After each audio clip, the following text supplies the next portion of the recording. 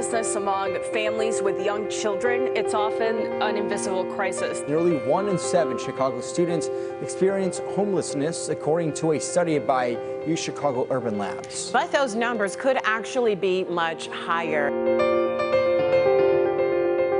I live now in a hotel. So as of 3 years ago, you've been living in a hotel with your family? Yes. We need affordable housing, and there just is not a sufficient amount of that. I've been without a place to live for almost 2.5, 3 weeks. That has to be so hard for you to just navigate every day not knowing where you're going to be. I don't know where I'm going to be.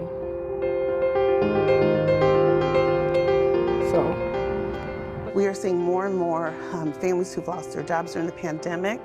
It was heartbreaking. being a single mom, you know, and with rent going up, you do the best you can, and you just fall short sometimes. Homeless is nothing to play with. It's not. I've been there.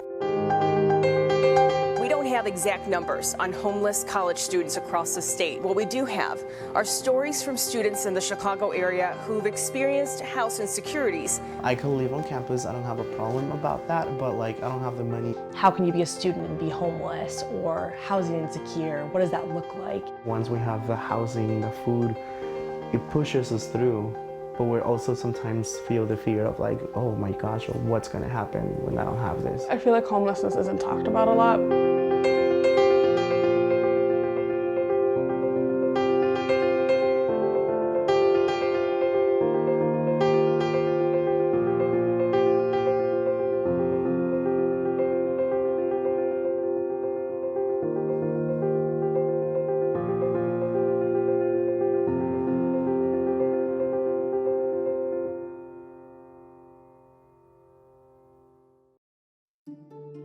When you think of homelessness, you may think about people living in the streets, people living in tents, even living under viaducts.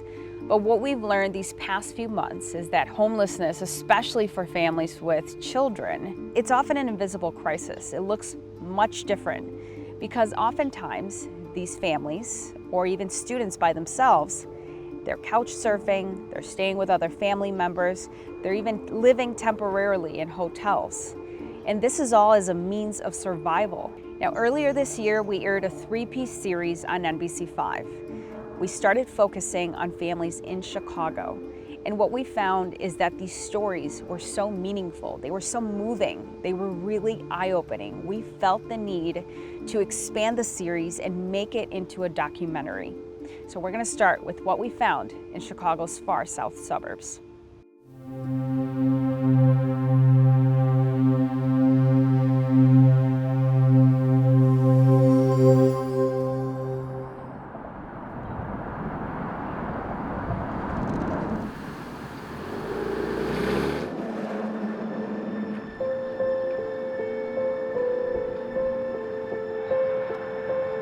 On a cold morning in February, we met up with a woman named Amelia.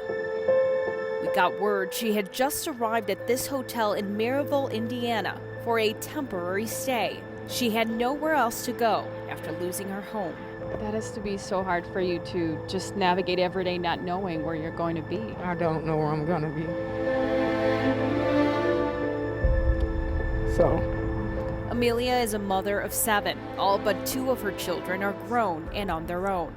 it's just being a single mom, you know, and with rent going up, you do the best you can, and you just fall short sometimes. And then I winded up in a hospital, and while I was in the hospital, our house burned down with everything in it. So, and it's just that I'm just trying to get an apartment and just get myself back together for me and my kids, and find a reliable car so me and my kids I can get a job and just start over. But getting a job has not been easy. Nearly 4 months after our initial interview, we checked in with Amelia. Has anything changed? Just my location. Should school be over so you can come over here? Yeah. Her situation has not changed. No job, no car, no permanent home. She's now in Kenosha, Wisconsin, staying with her mother to try to save some money. You could tell me how you ended up here. Basically, ran out of money for the most hotel? Yeah. I just needed to leave and just at least start somewhere else. You never want to be a burden on your parents, but when you know you're doing everything and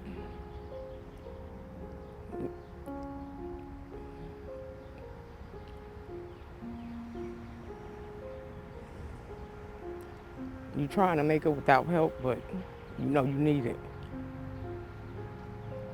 So sometimes you just gotta suck it up. And Last time we checked in with you, you had no home, no car, no job. I had got a job, but it was basically covering the motel fees for me and my son. So after that, I needed just to wait for him to finish school. So when he finished school, we just kind of left because we couldn't afford it. And I did finally was able to get a vehicle, but it broke down. So which hindered me from working again. This is her youngest son. She asked us to hide his identity for safety reasons. He's currently on summer break, so Amelia brought him to Kenosha. How is your son? How was it for him to come here? Hard. He understands. And like I tell him, hey, when I get it together, I get it right. We'll go back. So. In the fall, Amelia's son will be a 7th grader at a school within Community Consolidated School District 168. It's a school district in Sauk Village in Chicago's far south suburbs. District 168 officials have been helping Amelia as she navigates through the challenges of being homeless while taking care of her son. Thanks to a grant, they covered a week-long stay at a hotel back in February. So that's the to-do list for today. They also provided free transportation to her son to and from school. I knew that certain things we would be able to offer her, such as the transportation, such as resources for her son as far as school material, clothing, things of that nature, but the housing part was the disconnect. Dr. Jeremiah Johnson is with District 168. He and other staff members have been working directly with Amelia. Over time, he's become sort of a mentor to Amelia, speaking with her on a daily basis. It's very heavy, especially when you really just want to come out of character and just say, come home with me. I mean, that's what makes it hard. It's like, you know, and so you do become personally invested and involved.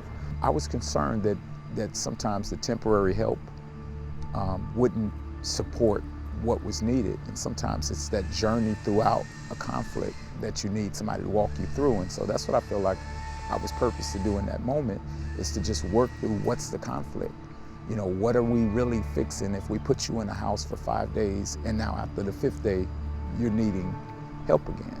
And Dr. Johnson is not the only one going above and beyond to help Amelia. Her daughter has been living with me for over a year. Portia Massari is an employee with District 168 as well. She took in one of Amelia's daughters. It's been hard, but it's very rewarding. She's an amazing, bright girl. She's very smart. She just recently graduated. So Amelia got to see her daughter walk the stage. And that is just the example of one family the district is helping. But there are more. This past school year, District 168 officials helped 17 students who are in temporary living situations. One of the families has 3 children, and they're living in a tent with the mother, the father, and 3 children.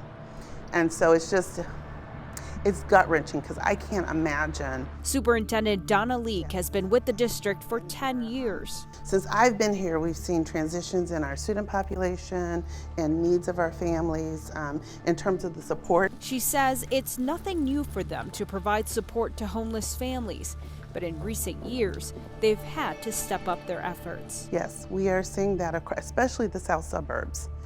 We are seeing more and more families who've lost their jobs during the pandemic. It was heartbreaking. Part of their mission includes adding laundry machines and dryers to most school buildings. This to help boost self-esteem. When they're in temporary living situations, a lot of times they don't get clean. So they're coming to school, kids are picking on them because they're dirty or their hair is matted. They're also stocked up on basic items students or families can pick up, no questions asked. We have winter coats and sometimes we have spring sweaters. Sometimes our babies need socks. gloves. Tanda Balagan works directly with families in temporary living situations. She is a school counselor and homeless liaison at Strasburg Elementary School, part of District 168. Some families don't know that they can receive this help. She says aside from these resources, providing counseling to students is a top priority. They're so resilient in their situation, that you have to kind of sit down and speak with them and let them know that it's okay to feel strong emotions. It's okay to talk about what you're going through. It's that support that helped Christina Breton Stewart and her family as they slowly got back on their feet. Homeless is nothing to play with. It's not. I've been there. Last year, a fire destroyed their home in Sauk Village. The family of 5 was left with nothing. Lost, hurt, devastated. There's no words. In an instant, everything was gone.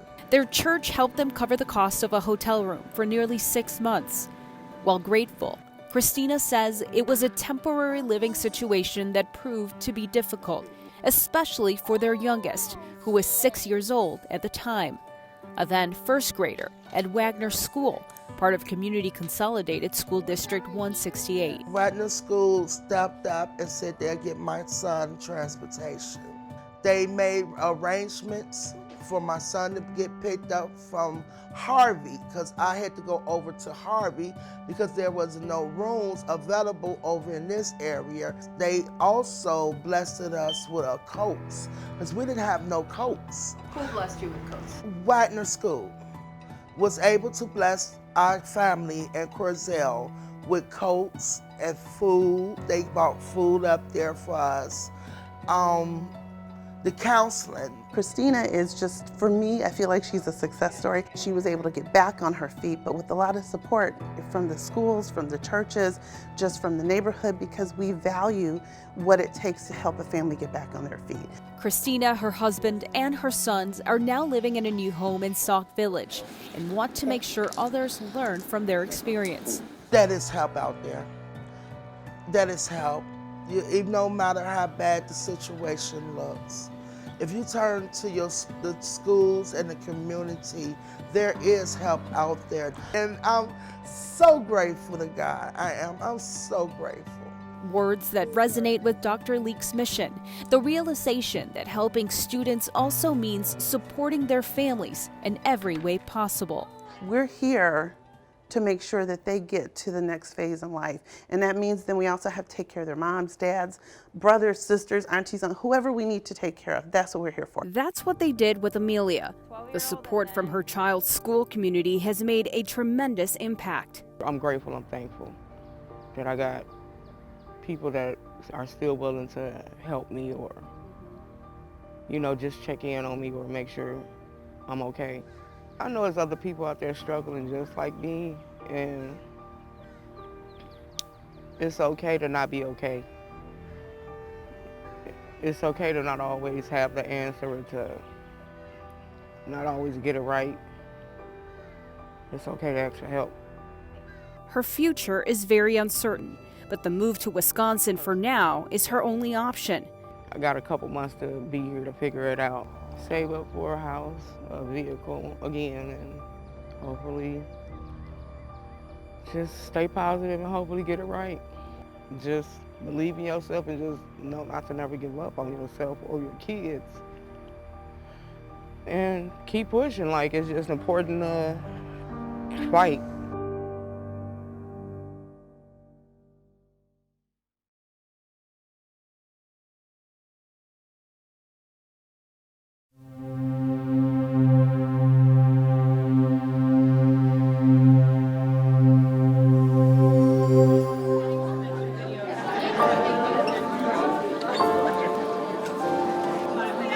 Nearly 1 in 7 Chicago students experience homelessness, according to a study by Chicago Urban Labs. But those numbers could actually be much higher. MC5's Sandra Torres joins us now live in our studio with more on how some schools in the city are addressing this really tough problem. Sandra. When we started gathering interviews for the 3-piece series that aired back in February, we focused solely on students in Chicago, students from Chicago Public Schools. But then as I started talking to local organizations, I realized, wow, this is a bigger issue, and we really need to go out to the south suburbs, the northwest suburbs, to see what challenges they're facing as well. And we found that it's impacting all levels. Students who are in kindergarten, high school, even at the college level. So it was really important for us to try to get some of those stories, and that's what we did. Now in Chicago alone, we found a family who is living in a hotel temporarily. They've been living in a hotel for the last 3 years, and they have 3 young children, ages 4, 7, and 10 years old. And then we found a senior in high school, a student who just recently graduated, who's been couch surfing since he was a freshman in high school. Here are their stories.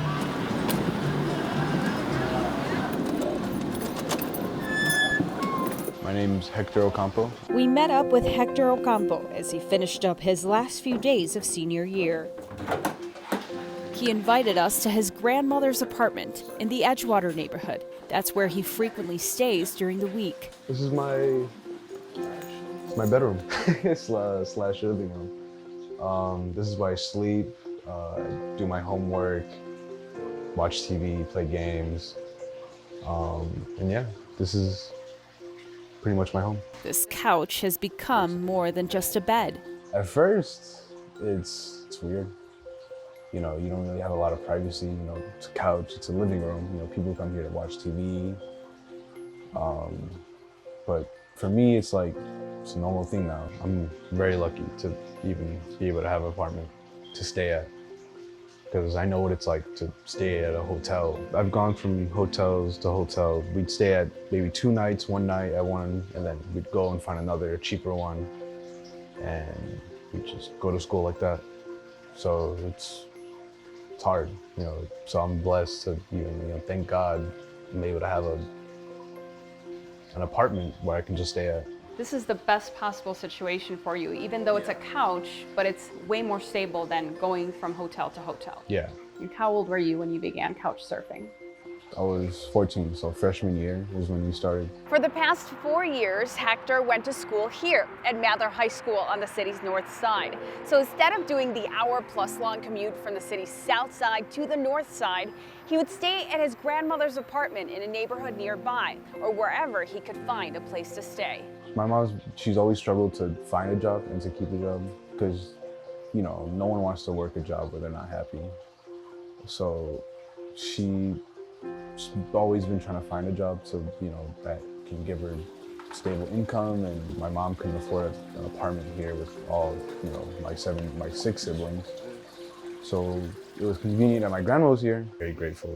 Like, I know it's hard for her to, like, you know, because I know it's hard for her to, like, provide for me, and, you know, but I'm thankful, really thankful. Like, I'm able to stay here, and even though it's a 1-bedroom apartment, it's hard. I mean, because you're going from one place to another. You're not somewhere where you know you're gonna be permanently, you know?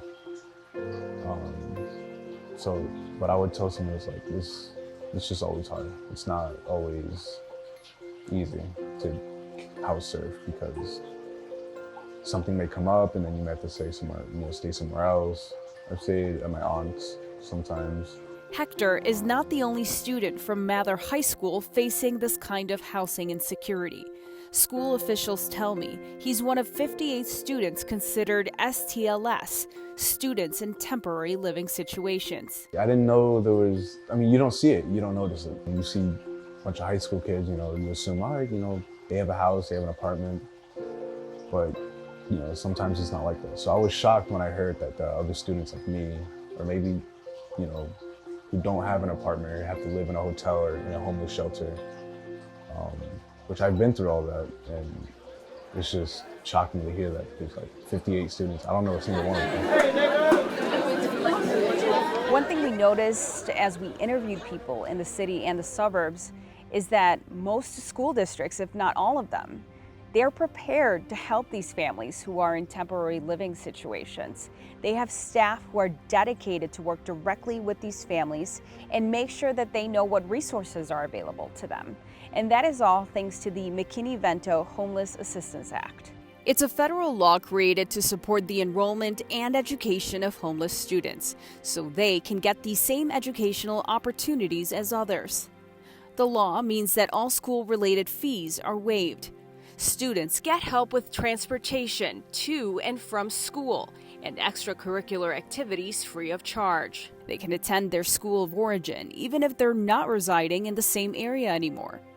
It also means local school districts are required to have home liaisons who directly work with the families and help them understand what their rights are and what they benefit from. For me, it's just very fulfilling to know that I am providing that support for families who are in need. At Tati Elementary School, a school on the city's southeast side, Claudia Masson fills that liaison role. She's been a counselor there for more than 5 years. When I first started, we had about 15 students or families in the program. Now we are at about 34. So in those 5 years, I've seen it double. The numbers vary by school, but Chicago Public Schools says in January 2023, there were 14,531 students who identified as being in a temporary living situation. By April 2023, that number jumped to 16,844. We believe this is an undercount because there are students who don't get identified. Especially in the Latinx community. Alyssa Phillips is an education attorney with the Chicago Coalition for the Homeless. Of those students in Chicago, 16,000 are living doubled up. So they're not in a shelter, they're not staying on the street. So they often don't get counted, and they often also are not eligible for public services. So when you look at the HUD, Housing and Urban Development definition of someone experiencing homelessness, it doesn't include people who are living doubled up, who are couch surfing, staying at relatives or friends' houses. That is the case for Alejandro and Alejandra Moreno and their 3 children, who are 4, 7, and 10 years old, all students at Tani Elementary School. I live now in an hotel. The family has been living in a hotel for the past 3 years. Their church helps them cover the costs. I have an accident in my job, so I wait for my surgery in the back. So this is happening. I don't have nothing coming to income. But the couple did not want their financial struggles to get in the way of their children's education. That is why they decided to be straightforward with Tani Elementary School leadership, identifying their children as students in temporary living situations so they could get critical support. A lot of resources and a lot of things to supply school, uniforms, shoes, and sometimes he keep a pass for the bus and food. It's good. It's a lot of help. It's a lot of support. Immediately, we have uniforms that we provide for our families, so they're given at least 2 sets of uniforms. A backpack full of supplies. We make sure that they have a hygiene kit, any basic necessities. If they have any preschool age children, we also make sure that, that's a priority as well for them to be enrolled. The family was brave enough to come forward and ask for help, but many families are hesitant to do so. That's why spreading the word about resources available is key. Many times it is a very sensitive topic. It's an uncomfortable conversation that teachers might have to have with parents, but it's just a matter of awareness. Principal Gerardo Arriaga says staff at the school is trained to look for signs that students may be facing housing insecurities so they can step in and take action. For example, they come in unclean or they come in not sleeping well. You can tell that they're tired. That's a sign. Also, they talk about not having a place to go to or that they live far away from the school. So we see some signs. And that's why it's so important to have our teachers trained and noticing those type of behaviors, a change in behaviors. Both Counselor Masson and Principal Arriaga say they're seeing more and more families impacted in recent years. It's very common to see parents coming in saying that they are living with another family. Which is typically most situations, the families are doubled up. Accommodations which may help them have a temporary roof over their heads and prevent them from being in the streets. But it can also bring many challenges as students try to focus during the school year. And it does, impact their thinking, sometimes about what's going on. There's not enough space to do homework or concentrate, in a quiet area. So they're sharing a lot of the living space with cousins and other family members, so it does impact their ability to focus. Checking in with students offering one-on-one counseling helps. There are people in the schools who are here to provide any support, and then, yeah, we want to help build those strong relationships with families so that they don't feel isolated or embarrassed. At Tanya Elementary School, the need is so great that school counselors decided to create this space inside the school to store donations they receive from local organizations. This is what we call our care closet. A former office transformed to store basic items for students in need. Little by little, we're building it. We have supplies of jackets, shoes. We provide food. We actually have a food pantry here on Saturdays where people come in and they line up to pick up food thanks to the Chicago Food Depository. As a principal, I feel that it is my responsibility to make sure that the families that come to my school are taken care of. I want them to know that there is help. We're here for them. They're not alone. They need to know that when they arrive, they can come to our school buildings and we'll have open doors for them to come in and not feel in any way embarrassed to ask for help. Students like Hector fully embrace what that kind of support has meant for him. At first it feels like embarrassing to let them know that, you're not financially stable, you don't have a stable home environment. But I feel like you should let them know because the schools here in Chicago, they're here to help, and they care about, students a lot. He hopes that sharing his story will start a conversation and perhaps spark more action to help others like him. You never know what people are going through behind the scenes. Yeah, I want to shine light on this. There are people, I know I'm not the only one, even though it may feel like that to a lot of people who are in my situation, where you have to house serve, you've been homeless, you've had to live as, at someone else's house. I just want to show people that, this is a thing that's real, that actually does happen.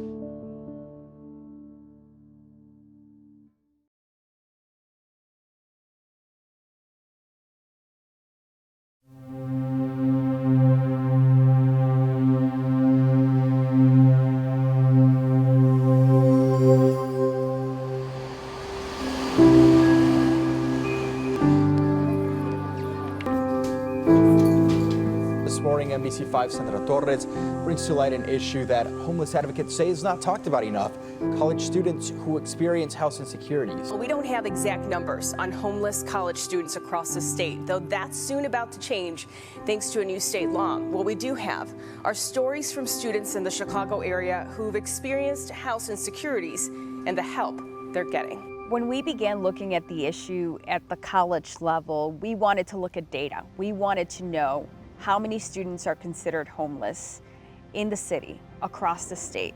And what we found out from the Chicago Coalition for the Homeless is that there is no such data at the college level because it has not been collected in the past. Although that's soon going to change thanks to a new state law, we will soon know more about the complexity of the problem.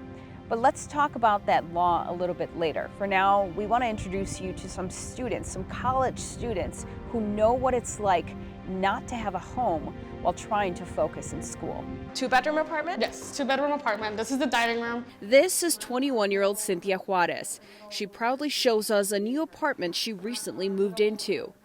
A furnished apartment that a few months ago seemed unattainable. And I was first in shock when I was able to live here. Cynthia says she felt that way because as she began her second year as a student at Wilbur Wright College, one of the city colleges of Chicago, she became homeless due to family conflicts. I was experiencing couch surfing. It was very confusing.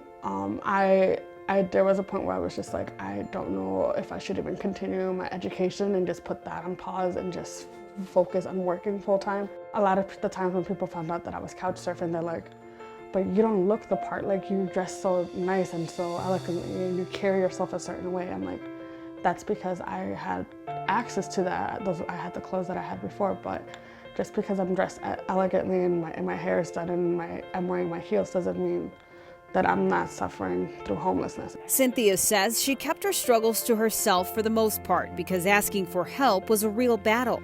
It's hard to ask for help, especially from a Latina household. I know for us Latinos and Latinx communities, we're very told to just figure it out.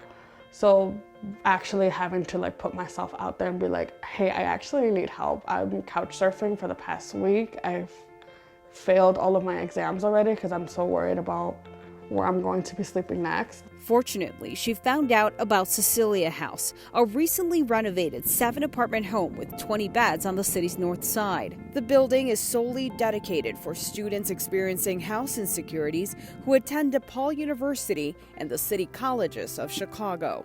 Cecilia House provides housing at a really, really low cost. And then on top of that, it's sort of like living in a college dorm, but you have the whole apartment to you and 3 other persons. So it's a total of 3 or 4 people even at a time.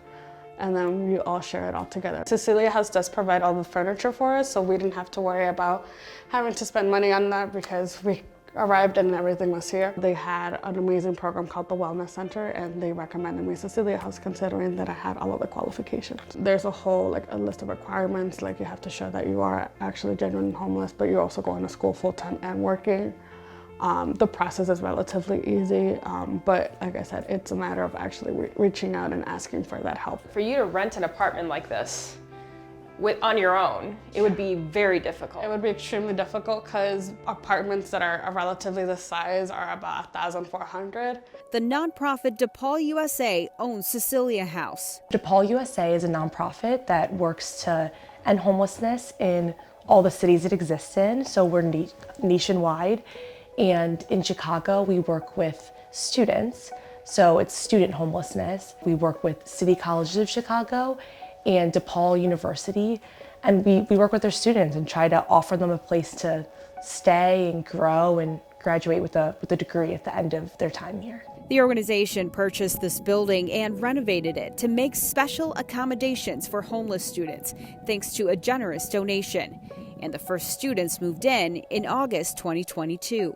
We get referrals from city colleges, and so when that referral comes to me, it seems like those people have been vetted already. And a lot of the students are couch surfing, have family disputes. Rent in Chicago is really high. Sarah Lippo with DePaul USA helped run Cecilia House when it initially opened its doors. I work with everyone in this house super closely, and I would say no one's story is the same. You can go to college and take out a ton of loans and have the Pell Grant and, get government help or whatever level you're looking for financial aid, but how can you accomplish your studies without having a place to stay? I get that question a lot. I think that's a really valid question of how can you be a student and be homeless or housing insecure? What does that look like? And I think I've come to learn that it's really common. A common problem, but one that Cynthia says is not talked about enough. I have friends who are living in the school parking lot and are eating whatever they can find in the cafeterias, and they're just sometimes I don't have what to make means, and I'm just well, just come over to my apartment, I can make you something. But it's just it's very scary to see that there's a lot of college students who are just I don't have enough for even pay for lunch, or I don't even have enough to take the bus. Aldo Allen can relate.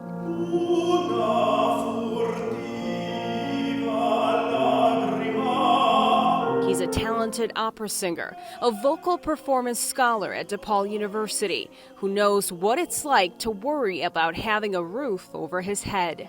A lot of people think you're very smart, you're very talented, but if you don't have housing, if you don't have food, if you don't have a community, all of those things, they don't really matter.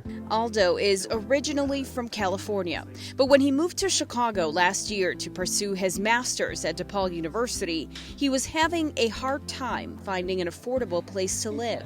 My situation was I don't have a place to live over there. It's so expensive. I could live on campus. I don't have a problem about that, but I don't have the money to do so. That's how he ended up here at Cecilia House, not just as a tenant, but as the house manager, which means he works here but pays no rent and gets help with food. I got the strength to reach out, but it feels really embarrassing and it's a bit humiliating. When they said, we have this position for management, do you want to take it? I was like, I'll take whatever, as long as I'm going to be getting the help. I don't mind. I'm not also here just a manager, and this is a position, but I'm also a student who struggles with housing and food security. Aldo is one of 17 students staying at Cecilia House at the time of this interview in early 2023. But the building has the capacity for 20 students total. Right now we have 8 City College of Chicago students and 7 DePaul students. At one point, DePaul USA officials say there was a waiting list to fill the rooms, a sign of how desperate some students must be to find a place to stay while they go to school. I think that especially in, rising cost of living, rising cost of tuition, this is going to continue to be more and more of an issue. That's why the nonprofit recently announced they are currently renovating another building just like Cecilia House, this time in the Westtown neighborhood. It is set to open in the fall, meant for non-traditional students ages 25 to 30 who are in good academic standing and have a true need for housing. The organization is also hoping to open similar facilities in other neighborhoods throughout the city. We don't have a South Side house right now, and I have a student who goes to a school far on the South Side, and her commute is an hour and a half each way, so she's spending 3 hours. And I think she's really glad to be, maybe living here, but it's still difficult. Stories like that are becoming more of the norm, according to officials at DePaul USA. The list of homeless student referrals from local colleges and universities continues to grow, especially before the fall semester. The Chicago Coalition for the Homeless says those stories are being overlooked. We think college homelessness has really increased. But we don't have really accurate data on kind of each school. Alyssa Phillips is an education attorney at the Chicago Coalition for the Homeless. She says while the data isn't there yet, it soon will be thanks to a new state law. The college access bill recently passed and came into effect in August, which the part of the bill was to create data because we don't know a lot about college homelessness. There just isn't no data was being collected from schools. And so part of that is each college in Illinois is gonna have, I think the term is like a house liaison. So having a point person to help identify and assist students experiencing homelessness in college. We're excited that part of the law also includes them keeping data so that we'll have a better understanding of what those numbers are. I think it's gonna be really helpful to do kind of advocacy, because I think for a long time people didn't really think of college students as experiencing homelessness, and a lot of colleges didn't believe there were any students on their campus, and so I think having that data is going to be really helpful with that and advocating for resources that are needed. Back in their apartments, Cynthia and Aldo are also hopeful that law will bring more support for college students. From being couch surfing and feeling like I was nowhere to be found, it's just now I'm just fighting on for other students as well, because there should be more Cecilia houses available for other students as well. Once we have the housing, the food, it pushes us through, but we also sometimes feel the fear of oh my gosh, what's gonna happen when I don't have this?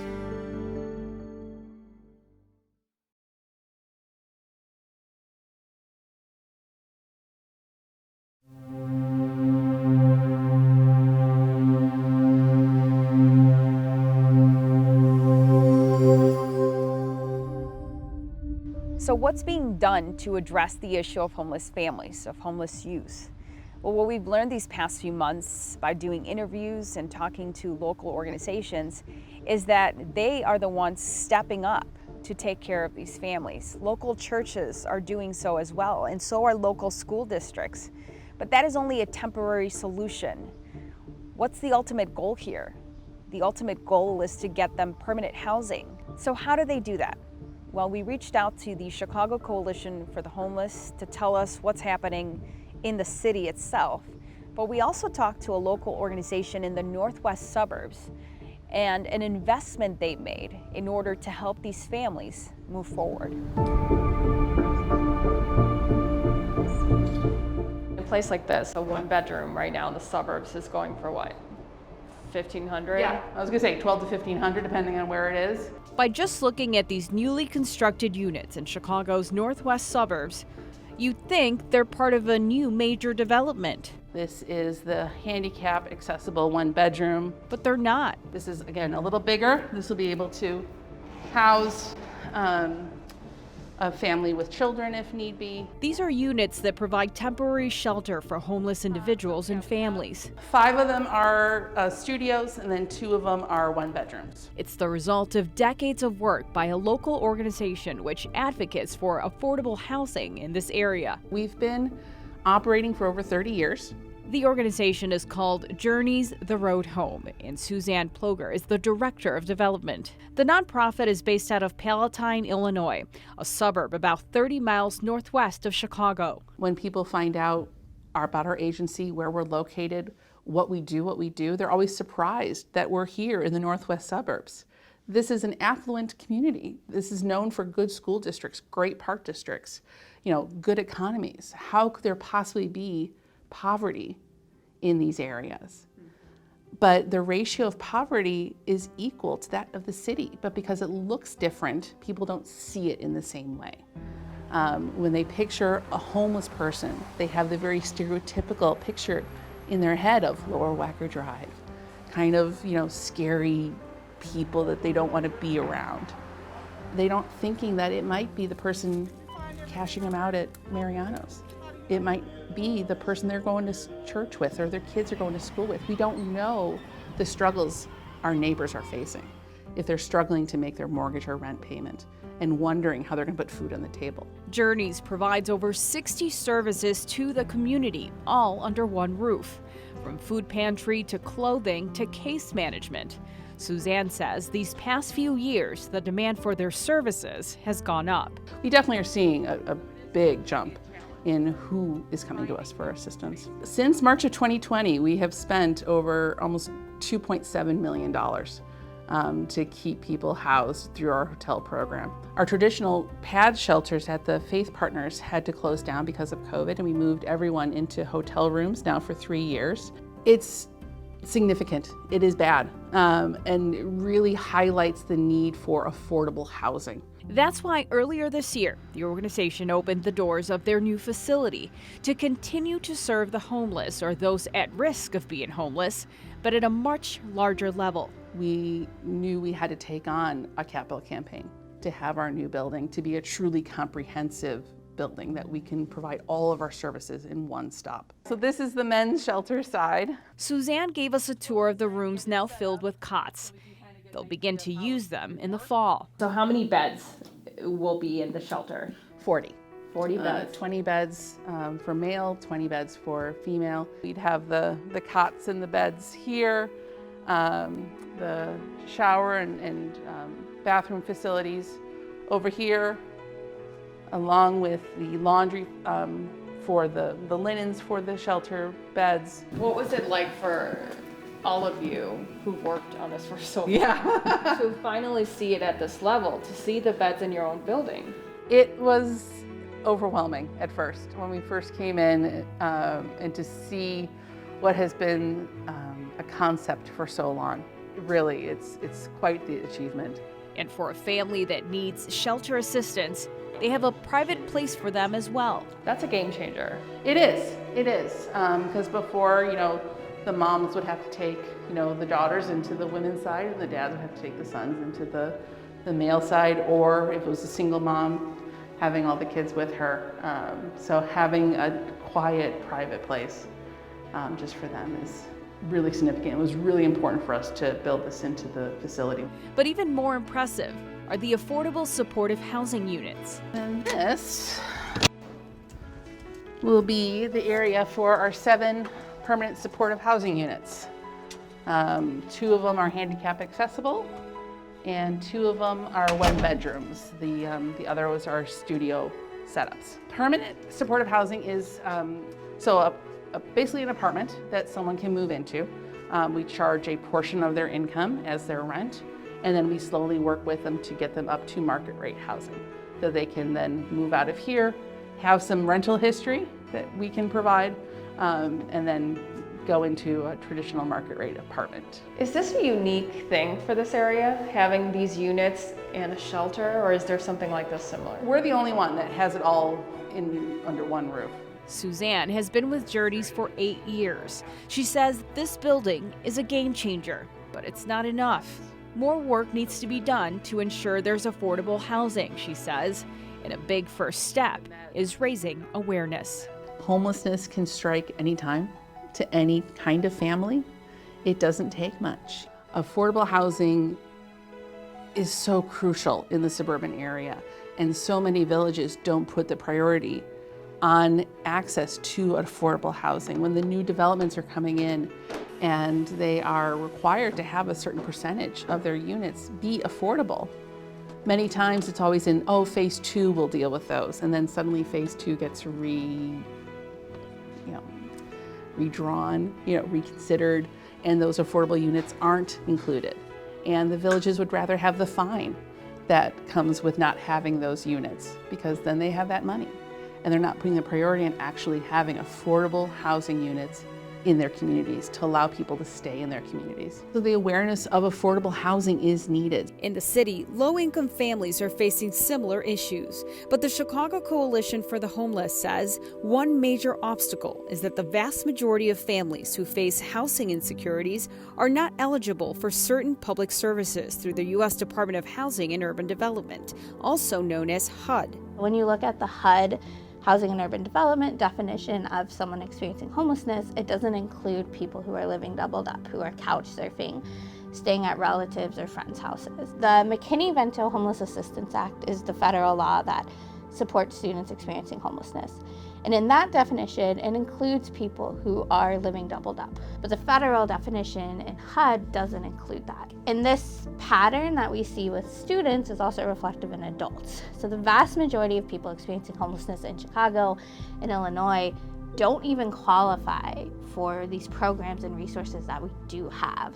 But if you look at the vulnerability indexes, they are facing the same amount of issues. So they have no legal rights if you're staying and living doubled up with someone. So it creates this very unhealthy situation for a lot of people, and they don't really have they can't get on coordinated entry lists for public housing, and they don't qualify for a lot of those resources. That's why the organization believes the federal government should redefine homelessness so that all who face housing challenges can receive public services no matter the living circumstances and have a better chance of getting back on their feet and finding their road home. We would believe they still count as experiencing housing insecurity because they don't have a place to live. They're often very transient. They might spend a day or two in a shelter. They often don't know where they're going to be resting that night. There are different things, but often what is needed is housing, and there just isn't a sufficient amount now.